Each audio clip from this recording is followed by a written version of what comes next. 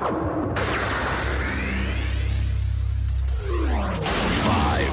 four, three, two, one, zero. Let's start the party.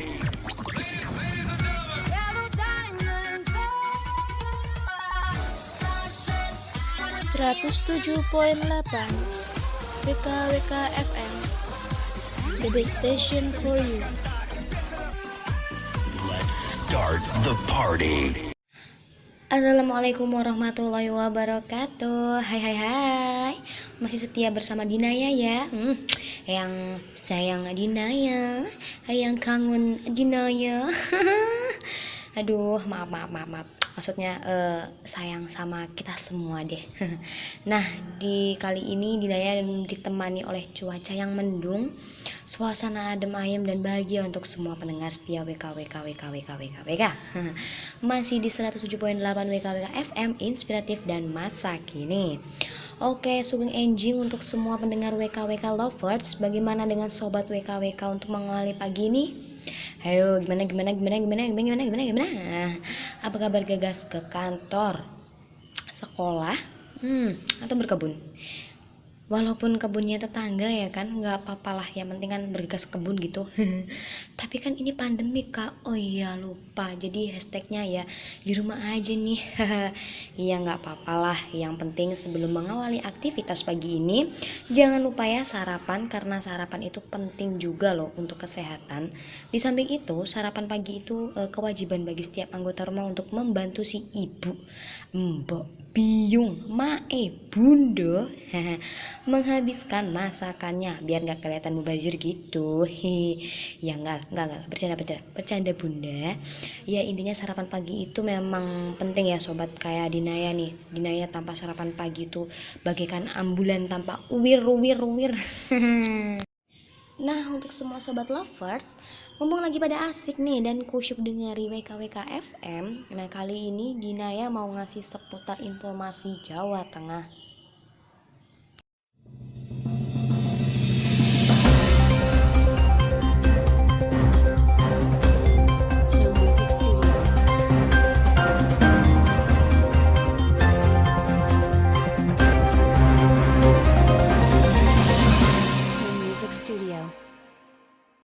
Sebelumnya, ada 13 rumah sakit rujukan yang disiapkan untuk menangani pasien yang diduga terinfeksi virus corona atau COVID-19.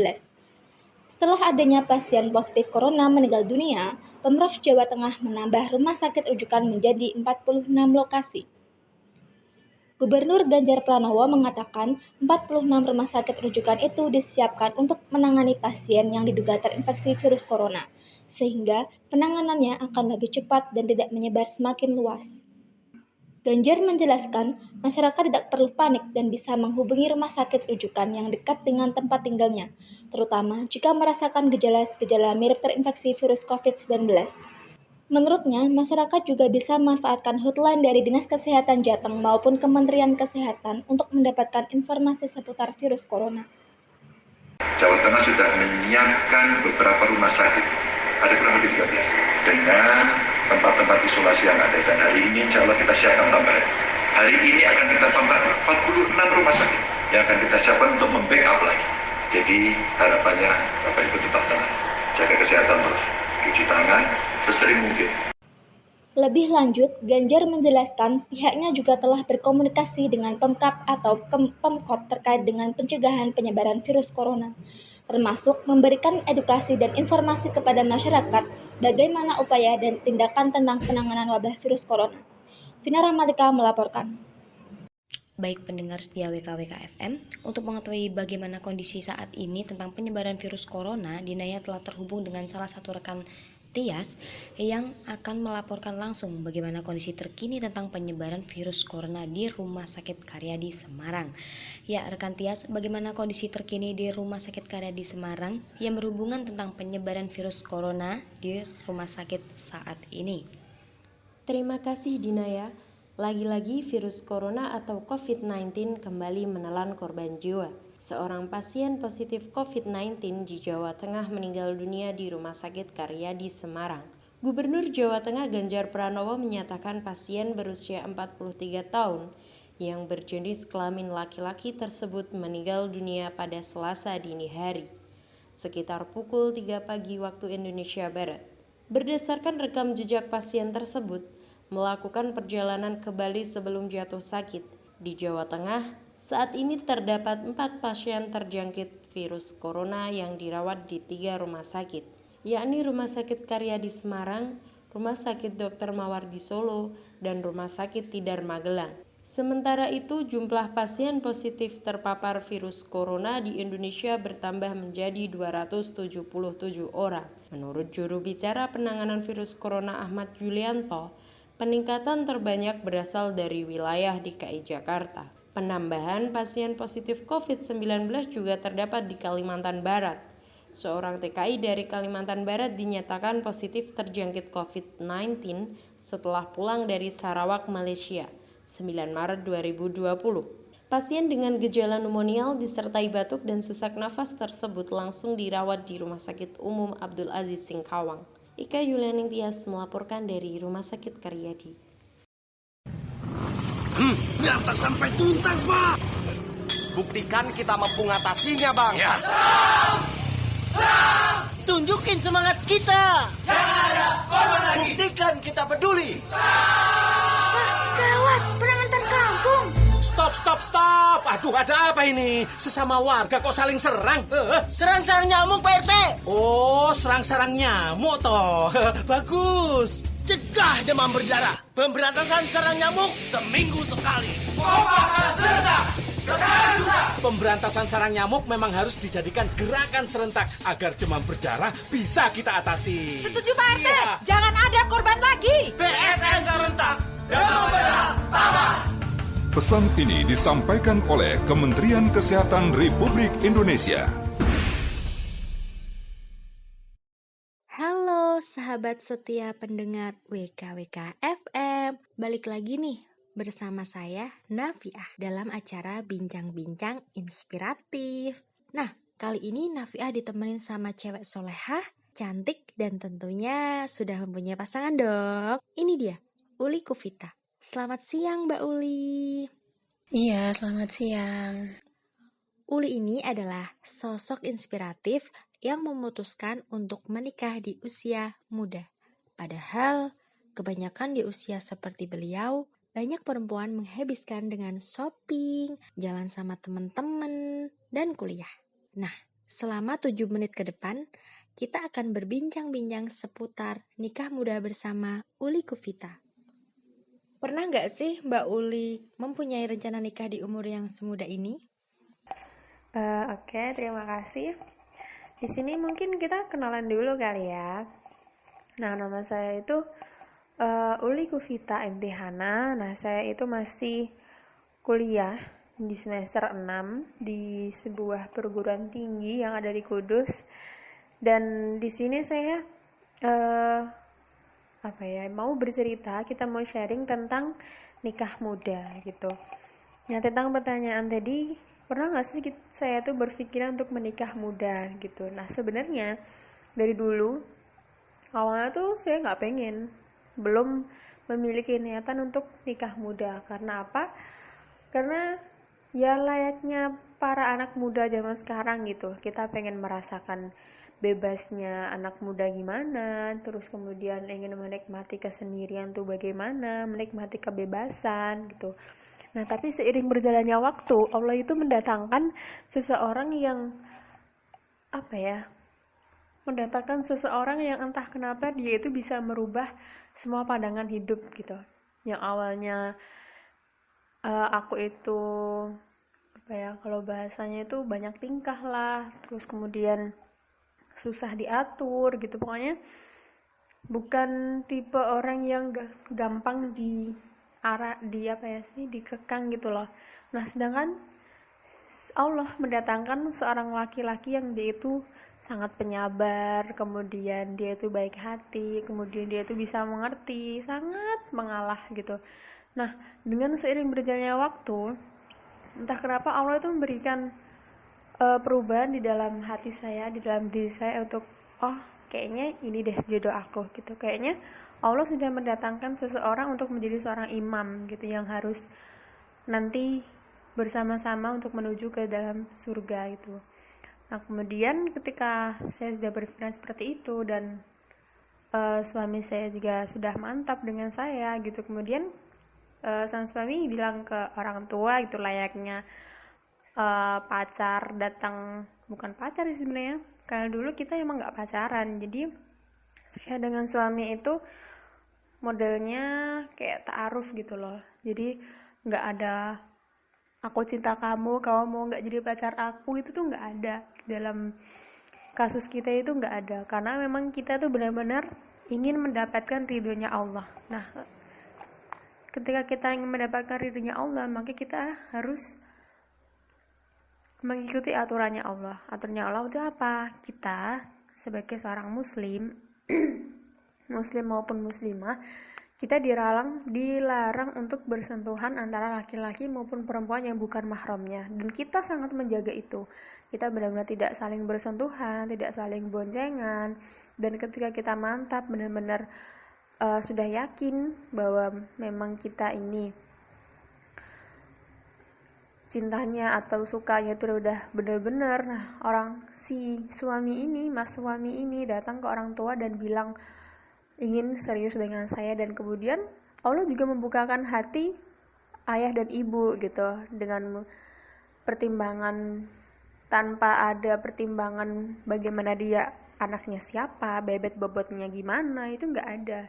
Jadi Allah benar-benar yang menggerakkan hati kita semua gitu. Ketika jodoh itu sudah datang, ya memang itu sudah waktunya dan Allah sudah mendatangkan untuk kita gitu. Jadi untuk rencana nikah muda itu belum ada sih dari dulu. Jadi memang semuanya itu datang dengan tiba-tiba Allah mendatangkan apa yang kita butuhkan, bukan yang kita inginkan gitu. Terus bagaimana perasaan Mbak Uli setelah menikah dengan suami? Kemudian tentang perasaan. Nah, perasaan setelah menikah ya pasti seneng ya. Siapa sih yang menikah itu nggak seneng? Dan menikahnya ini dengan orang yang kita suka gitu, pasti seneng. Dan kami sangat bersyukur bahwa perlu diketahui bahwa kami menyiapkan pernikahan itu cuma 1 bulan gitu. Sangat kilat sekali, bahkan bahkan nggak sampai sebulan gitu. Teman-teman aja sampai kaget kan kalau aku nikah dikira hamil duluan lah, ginilah gitu. Cuma ya biarlah netizen berbicara, yang penting kita niatnya baik dan Allah alhamdulillah menolong gitu. Tentang sebuah pernikahan, resepsi atau apapun itu sebuah pilihan. Kita mau mewah bisa, kita mau sederhana bisa, yang penting intinya kita menikah, disaksikan keluarga, dan tasyakuran semampu kita gitu. Kalau misal menuruti gengsi itu ya nggak akan ada habisnya. Kita nikah semampu kita adanya segini ya kita gerakkan segini, dan alhamdulillah Allah bantu gitu. Dari segi apapun itu Allah bantu, diberikan kemudahan dari segi mengurus surat nikah. Kadang temenku itu ada yang sampai sebulan tuh nggak jadi surat nikahnya, tapi kalau aku itu kemarin cuma 1 minggu sudah jadi surat nikahnya. Dan kemudian Allah memberikan kemudahan di dalam cari dekor, cari rias, cari apapun itu Allah memberikan kemudahan, dan Allah memberikan ketenangan. Benar-benar hati itu rasanya tuh tenang gitu loh. Jadi kayak benar-benar subhanallah sekali ya. Saya benar-benar gak nyangka kalau sekarang udah nikah, dan ya seperti itulah nikah muda. Intinya bagaimana tinggal niat kita. Nikah muda itu enak bagi yang bisa bersyukur, dan kita kemudian intinya kita harus semangat. Untuk para istri-istri muda di luaran sana, semangat. Untuk para pejuang LDR kayak saya, kemudian semangat untuk semua ibu-ibu atau suami-suami atau siapapun itu, semangat. Karena kita memiliki jalan hidup kita masing-masing, dan kita sudah memilih untuk menjalani kehidupan seperti itu. Saya sudah memilih untuk nikah muda, dan pasti semua itu ada resikonya, dan insya Allah saya dan insya Allah saya akan berusaha untuk menetapi resiko itu gitu. Intinya kita harus bersyukur kawan. Ada perasaan belum mampu untuk memulai hidup baru dengan pasangan perihal nafkah atau kecukupan jasmani dan rohani nggak sih Mbak? Gini ya, saya itu kan masih kuliah di semester 6 dan belum memiliki pekerjaan yang tetap. Dan sang suami ini, qadarullah, dia itu sedang menjalani pendidikan untuk berangkat ke Jepang. Jadi memang sebelum nikah itu suami sudah mengikuti pendidikan untuk magang di Jepang gitu, untuk kerja di Jepang. Nah, 1 bulan sebelum nikah itu suami sudah lulus tes 3 dan tinggal tes terakhir gitu. Kalau sudah lulus ketiga, insya Allah sudah pasti berangkat ke Jepang. Nah, dengan seperti itu suami sudah berani untuk menghalalkan gitu kan. Jadi sebelum ditinggal dia halalin dulu biar nggak lari gitu katanya. Jadi memang untuk penghasilan kita sama-sama belum bekerja dan kita sama-sama yakin bahwa carilah rizki dengan menikah. Nah, itu adalah dalil yang kita yakini sampai sekarang. Sampai hari ini kita yakin bahwa Allah sudah memiliki janji bahwa Allah akan menurunkan rizkinya itu dengan jalan menikah. Salah satu jalan dengan menikah. Dan kita yakin bahwa suatu saat Allah akan mendatangkan rizki itu dengan dan saya yakin dan kita yakin bahwa Allah akan mendatangkan rizki itu tepat pada waktunya gitu. Jadi memang bukan kok nikah langsung kaya itu bukan, tapi Allah kan memberikan kemudahan di dalam jalan suami mencari nafkah, di dalam kita sama-sama mengarungi bahtera rumah tangga gitu kan. Jadi memang intinya yakin bahwa kita patuh atau kita mengikuti ajarannya Allah, ajarannya Islam, bahwa tidak boleh seperti itu, dengan cara tidak boleh pacaran, kemudian ketika kita suka kita menikah gitu. Insya Allah Allah akan menolong kita dengan cara memberikan rizki yang banyak kepada kita. Dan rizki itu perlu diketahui bahwa rizki itu tidak melulu tentang uang ya. Rizki itu bisa berupa kesehatan, bisa berupa ketentraman, bisa berupa apapun itu, bisa berupa materi gitu. Dan alhamdulillah semenjak menikah kita merasa kami berdua itu benar-benar merasa nyaman, benar-benar merasa tidak kalau bahasa Jawa itu kemerungsung gitu loh. Apa sih ya? Ya pokoknya dulu sebelum nikah itu kita masih kayak was-was, dia di sana nanti gimana ya, nanti gimana ya gitu. Masih ada perasaan seperti itu. Dan alhamdulillah setelah menikah, meskipun kita LDR-an, Allah memberikan ketenangan dalam hati saya dan memberikan ketenangan di dalam hati sang suami gitu. Jadi memang sama-sama yakin, sama-sama bismillah kita benar-benar mencari ridhonya Allah untuk menjadi keluarga sehidup sesurga. Nah, itu tadi bincang-bincang seputar nikah muda yang bisa dijadiin contoh nih buat sahabat WKWK FM ya tentunya. Tidak terasa, sudah 10 menit saya sudah menemani Sobat WKWK FM. Jangan sedih dulu guys. Besok saya akan kembali lagi dan tentunya dengan sosok-sosok inspiratif yang lainnya. Nafiah pamit dulu ya. Terima kasih sudah mendengarkan. Selamat siang. Suwe ora jamu godong telo. Suwe ora ketemu pisan ora suwe. Aduh. Oke, masih buat semua sahabat WKWK yang setia ya. Menunggu, menanti dan mencintai Dinaya sepenuh hati, jiwa dan raga enggak. WKWK maksudnya nih ya, sobat WKWK semua nih. Oke, sobat WK, daripada sedih dan gara-gara sedih maksudnya sedih gara-gara semua aktivitas harus dihentikan karena adanya pandemik ini ya. Aduh, Dinaya ikut sedih juga ya karena nggak bisa bertemu dengan sobat-sobat semua. Memang nggak pernah ketemu ya. Aduh, lucu sekali saya ini. Oke lah, yang penting kali ini rekan Dinaya bakal nemenin sobat ya WKWK semua, biar nggak begitu galau-galau amat dan sedih-sedih amat begitulah berlarut-larut. Aduh, sedih juga Dina yang ngerasain ya. Oke, daripada nunggu kelamaan, monggo Dina yang antarkan dan selamat berinspirasi Ria ya. Hehehe.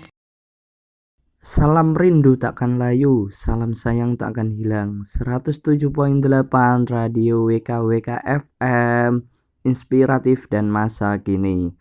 Halo, selamat siang teman-teman WKWK FM, apa kabar? Ya, semoga semuanya dalam kondisi yang baik. Tanpa terasa sudah minggu ketiga di bulan Maret 2020 ini. Sekarang teman WKWK FM ditemani dengan saya Bagus Aji Sukiwil atau biasa dipanggil Basuki. Yeah. Di acara siang adem, cuaca panas, hati tetap tentram.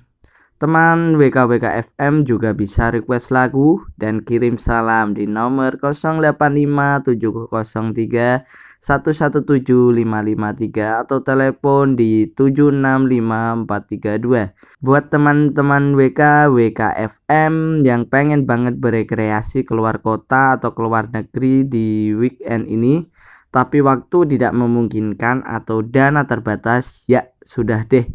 Gak usah dipaksain karena juga lagi musim corona nih. Ya Allah, corona. Yang paling penting adalah berkumpul dalam suasana hangat bersama orang-orang tersayang yang selalu menunggu kehadiran kita di tengah-tengah mereka. Oke, Basuki bacain dulu SMS yang sudah masuk ke sini. Ada Rindu di Tembalang. Mau request lagunya Eri Susan dengan Senandung Rindu. Salam-salamnya buat seluruh penghuni kos aja. Ya deh. Habis ini bakal Basuki puterin lagunya. Ada juga Zona di Banyumanik request lagunya Cak Nan dengan Sampai Tuwek. Salam-salamnya buat teman-teman di kampus. Ya, selalu saya kirim salam-salam buat di kampus IAIN Kudus. Ya, siap. Matur thank you buat teman-teman WKWK FM yang sudah SMS ke sini. Buat yang belum SMS masih Basuki tunggu sampai jam 1:30 nanti. Oke, siap. Kalau gitu langsung saja Basuki puterin lagunya Eri Susan dengan Senandung Rindu.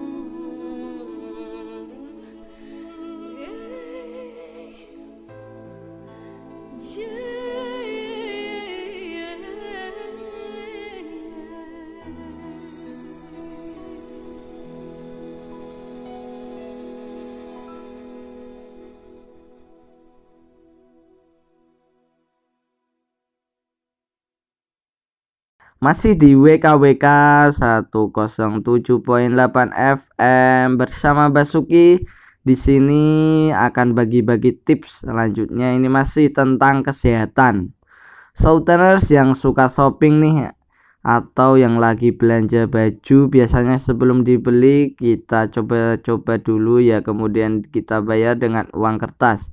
Hati-hati, itu bisa menyebabkan kita tertular virus yang lagi hits loh. Kalian tahu kan? Yaps, corona atau COVID-19. Dan lebih parahnya bisa terjangkit dalam hitungan detik. Serem. Tahu gak kenapa? Karena di uang kertas tersebut masih ada kandungan virus bakteri yang mematikan. Jadi buat mamen-mamen Q yang beli baju baru dan bayarnya uang kertas, alangkah baiknya cuci tangan dulu. Ya, setelah bayar atau sebelum kita terjangkit, alangkah baiknya kita antisipasi terlebih dahulu. Kebersihan itu sangat penting mamen, tidak hanya sehat badan tapi juga uang yang kita gunakan setiap hari juga, bahkan ini yang lebih diutamakan karena dapat menyebabkan kematian yang mengintai kita. Serem kan? Oke, mamen-mamen Q. Sekian informasi kesehatan dalam tiker tips kesehatan Rasul edisi hari ini. Basuki akan kembali lagi besok di program yang sama dan jam yang sama, tentunya di radio kesayangan WKWK 107.8 FM. Dan pesan dari Basuki, buat mamen-mamen harus bisa memanage pola hidup kita, karena sehat itu mahal harganya mamen Q. Oke, cukup sekian bersama kita. Basuki undur diri. Terima kasih dan Basuki mohon maaf atas salah kata. Selamat siang. Wassalamualaikum.